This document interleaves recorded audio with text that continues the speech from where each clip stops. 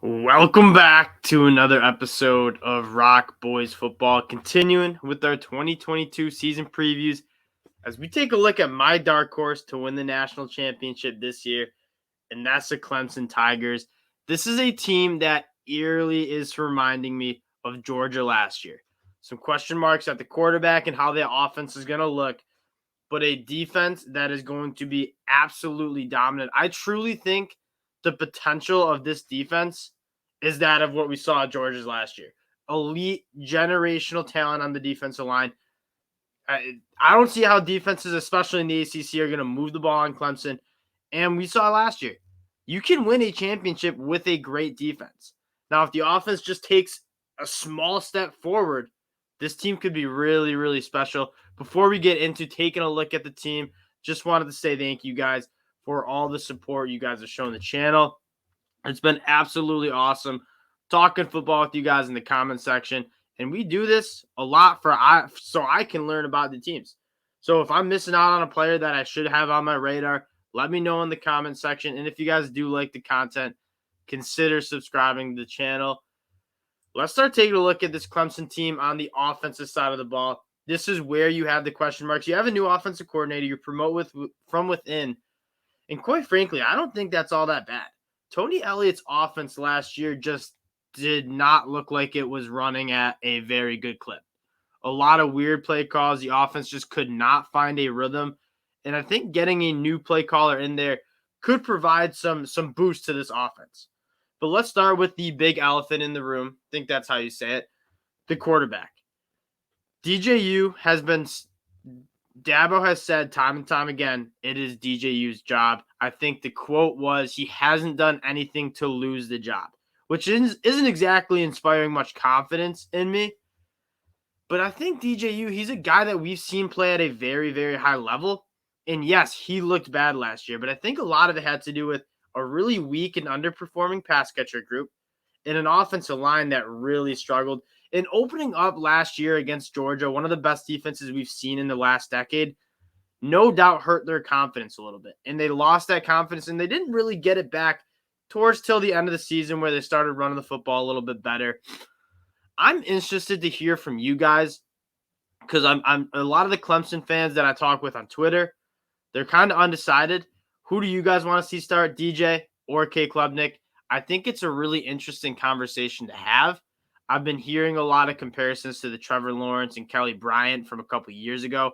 My take on that is I think DJ is a little bit more talented than Kelly Bryant.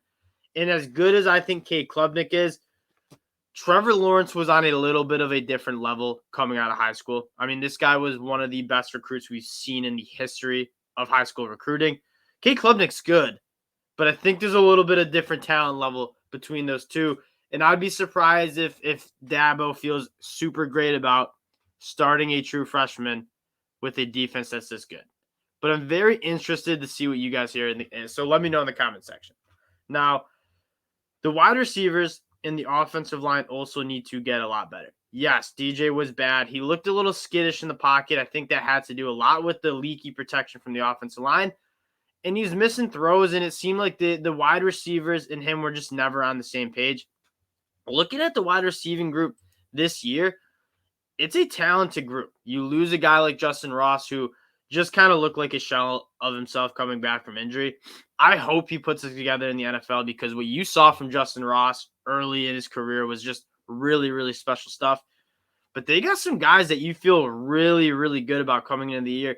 And I'm going to start with a guy, Joseph Nagata. He's a guy that I watched in the 2021 spring game and was like, who is this kid? He's sick. And then he didn't really put it together. And then he looked awesome in 2022 spring game. And you can tell this guy has all the talent in the world. He's a bigger physical receiver who can stretch the field vertically. I want to see him put together a 1,000-yard season. I think he is capable of it, and I want to see that out of him. But there's some other guys that you feel really good about. Bo Collins, Dakari Collins, two guys that are really, really talented. My big thing on the wide receivers, I think this room is missing kind of an Amari Rodgers and a Hunter Renfrow guy who is in the slot. If you are 3rd and 4, you need a first down, you can go to a guy who's really, really reliable. And DJ didn't really have a safety blanket, a guy that was really consistent from the slot. that has seemingly made this Clemson offense cook for so long. A guy like Antonio Williams, I would have my eye on. He's a true freshman, top 70 recruit in the country. I think he could play that position. And I think Bannon Spector, he's a guy that I've been reading a lot of beat reporters. The Clemson staff likes him a lot. He's, a year removed from football after, I believe, dealing with injuries and COVID last year. Having a guy in the slot that can create separation, be reliable over the middle of the field, would be massive for this Clemson offense, and it'd be massive for DJU and his confidence, knowing he's going to have a guy who's going to be open, who can work after the catch. Interested to see who emerges in that position because it is seemingly so vital to that Clemson offense. Now, the position unit that I really, really like, and I don't have many question marks on it, is the running back unit. Will Shipley is going to be a special running back at the next level. And he was starting to put it together as a true freshman last year, which is really rare to see out of a running back. He's really good out of the backfield. He's very good in space, and I wouldn't mind seeing him get some more touches and more creative looks.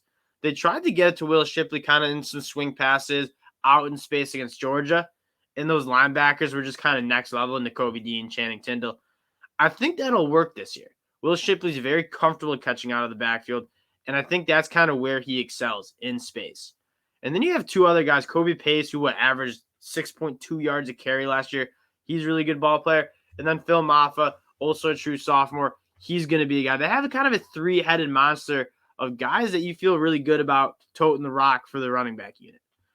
The offensive line is the other unit that just needs to get better. They have the players to do so. I think they were just a little young and they were a little inexperienced.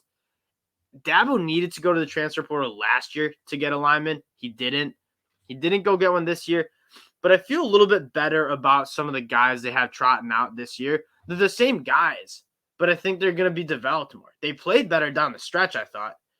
And so a guy like Jordan McFadden, he's a veteran guy at left tackle. I thought he was going to be an NFL level caliber tackle last year.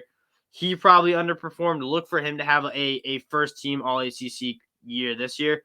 Marcus Tate's a young guy they feel really, really good about. I'm interested to see what Tristan Lee, I think that's how you say his name. He's a top 15 commit with Clemson in 2021. Interested to see if he kind of cracks the lineup a little bit. Then you have guys like Will Putnam coming in the center, Walker Parks out at right tackle. It should be a better unit. These guys are all highly recruited guys. Dabo's done a very good job developing these guys. And this offense, it's hard to see this offense taking any steps back.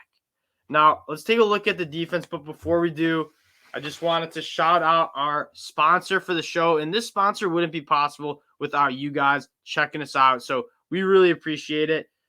Support for ROC Boys is brought to you by Manscaped, who is the best in men's below-the-waist grooming. Their products are precision-engineered tools for your family jewels.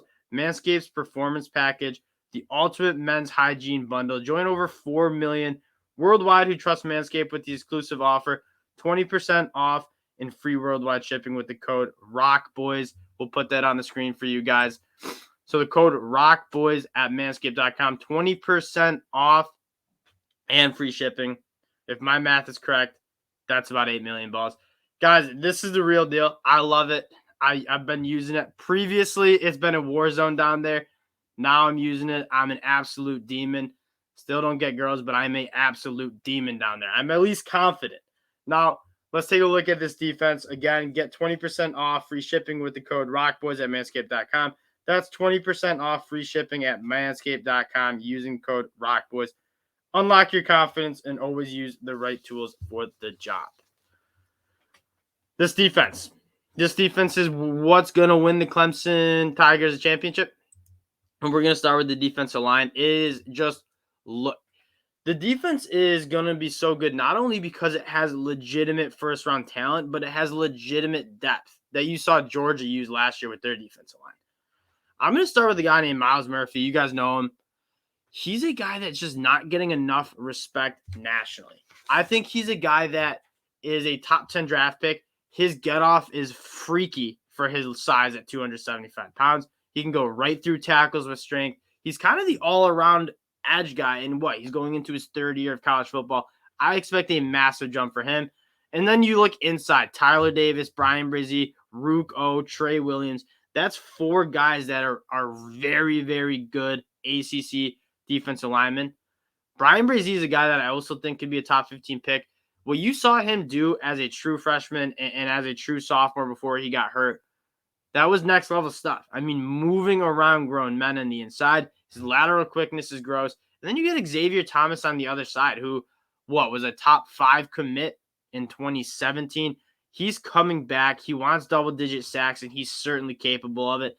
And then don't forget a guy like KJ Henry. The depth of this offensive line is just so good. The star power is so good. And I think this defensive line is really, really going to pop off for Clemson this year. The linebackers is where I want to focus on, because a casual fan might look and be like, oh, you're losing your leading 2 tackles at the linebacker position in Skalski and Spector. They're going to get better this year. Trenton Simpson's another first-round talent. He's that modern linebacker that can go sideline to sideline. He can carry tight ends vertically. Very, very good. He's a little undersized, but he takes on blocks. He tackles between the boxes really well. Like, this dude is an all-around backer who's going to be great at the next level. Next guy I'm really excited about is Barrett Carter. Barrett Carter and Jeremiah Trotter are both going to be their second year with the program. But they're just both, they have that next level athleticism that you want to see that maybe James Skalski lacked at times, being able to tackle in open space. These guys are going to fly. You have 3 linebackers who are going to fly around the football field, make tackles, get behind the line of scrimmage. And the best thing about it, and the same, again, very similar to Georgia's, you have these athletically freak linebackers who are playing behind the best defensive line in the country. What's that mean? They're not having to work through any blocks.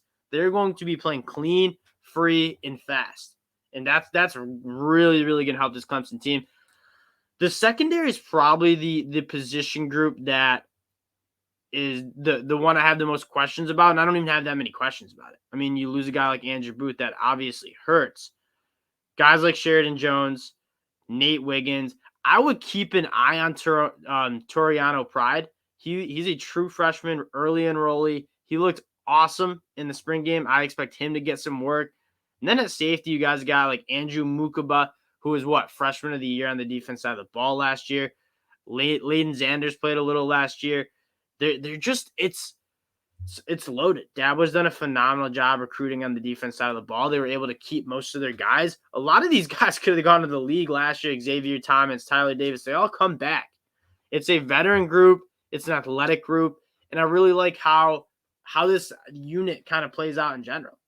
I don't see any ACC teams scoring on them. So let's take a look at the schedule now. We'll go back to that. You guys get a look at my ugly mug real quick. And I like this schedule a lot. You don't have to open up a Georgia on a neutral site game. That was always I think shook their confidence a little bit. They go on the road at Georgia Tech, Furman, La Tech. This is going to give Dabo and the offensive coaches a chance to figure out what they want to do at quarterback. DJ is going to start. I think we know that. But if he doesn't look great against Georgia Tech, Furman, La Tech, they're not going to lose those games, even if DJ plays bad. That's going to get a sense of, do we need to go with Cade as we get into ACC play? Because you were getting into probably their toughest stretch of schedule as you go on the road at Wake. You play NC State, who beat you guys last year. And then on the road at BC, I would not overlook that game. On the road at Florida State. That is probably their toughest 4-game stretch of the season. And you're going to want the quarterback who gives you the best chance of winning going into that game. And those first 3 games are going to allow them to do that. Now they get an off week, and then they go on the road to Notre Dame, which is probably their biggest game of the year. And Notre Dame is a very good football team, but getting the off week before, you'll get guys back healthy. I like that. Louisville should be fine. Miami is going to be decent, but I have a hard time seeing Miami beat you guys. And then South Carolina, you guys have had South Carolina's number for a while. They will be better this year. There's not a single team on this schedule that I'm picking Clemson to lose. I think 12-0 is absolutely in the realm of possibility.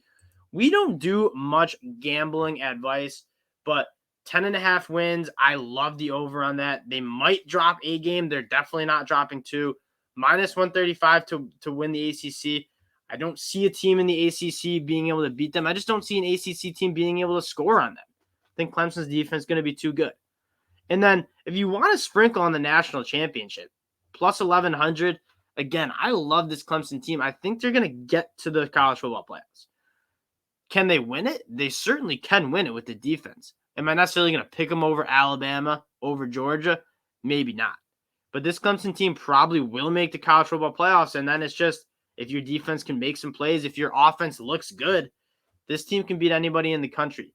That'll do it for another episode of ROC Boys Football. Again, if you guys like the content, consider subscribing to the channel. We appreciate the support. You guys have been absolutely awesome, and we'll talk to y'all later.